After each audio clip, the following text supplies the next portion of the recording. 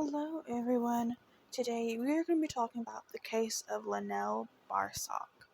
So there's not too much information on this case, but it is closed, and it's actually very crazy. It's very sad because Lanell was killed, but the twist in it, you probably saw it coming, but what happens is absolutely crazy. So all the links that I used for research will be down below like always, and let's go ahead and get into this video.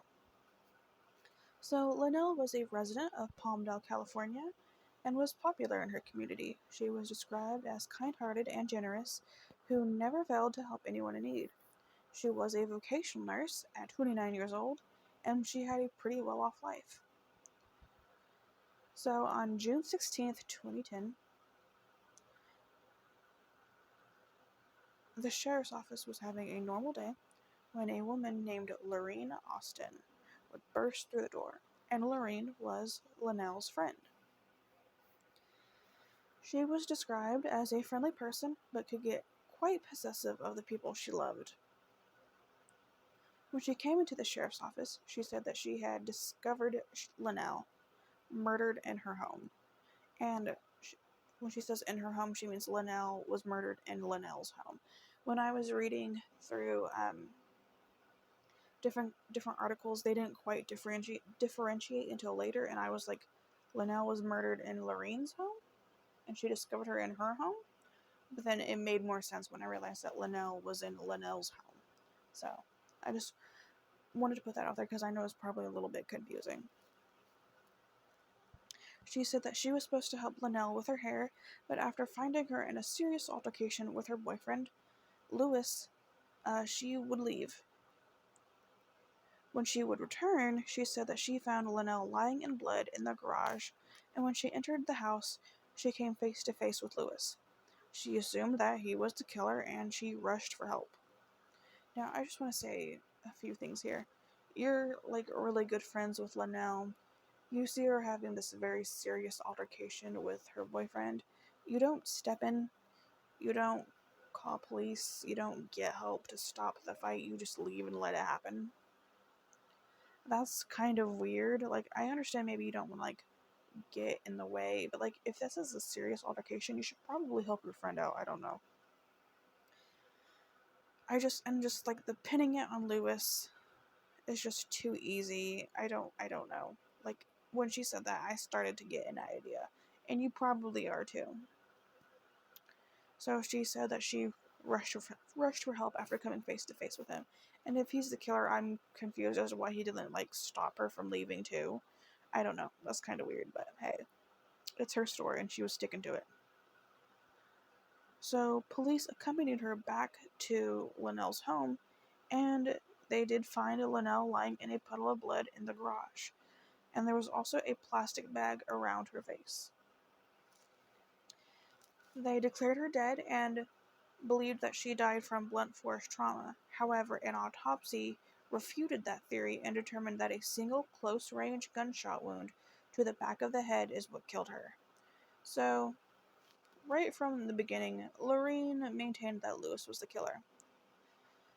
Supposedly, Lanell was seeing two men at the same time, and Lewis found out, which enraged him.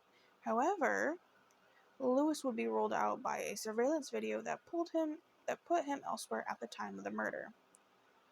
And the police investigation would eventually reveal that Lanell was interested in women and had possibly met Lorene through a Craigslist dating advertisement. And it's suggested that Lorene and Lanell were dating before Lanell eventually broke it off, which upset Lorene. And she decided to get revenge. Yeah, we remember how people said she was friendly, but she got quite possessive of people that she loved. This is that kind of scenario. She was very upset that she got broken up with and killed this person.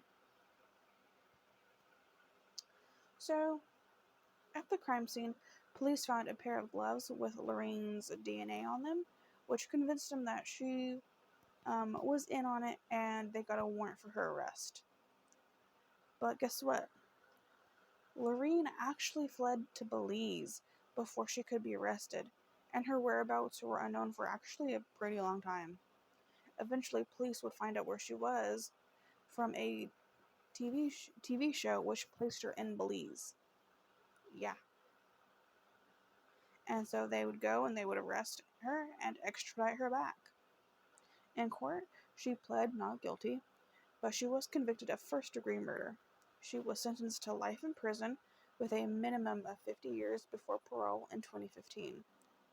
Today, she is incarcerated at the Central California Women's Facility in Chowchilla, California, and will be eligible for parole in 2032. And that's coming up kind of fast. That's coming up in under 10 years, I believe. So that's crazy.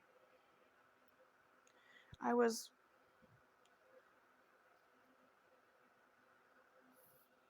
absolutely blown away by this case. Like, I know it's kind of predictable. Like, she's killing this person who she says is her friend, who she actually dated, and this person broke up with her. She wanted to get revenge. She's blaming the boyfriend. Yeah, that's quite predictable.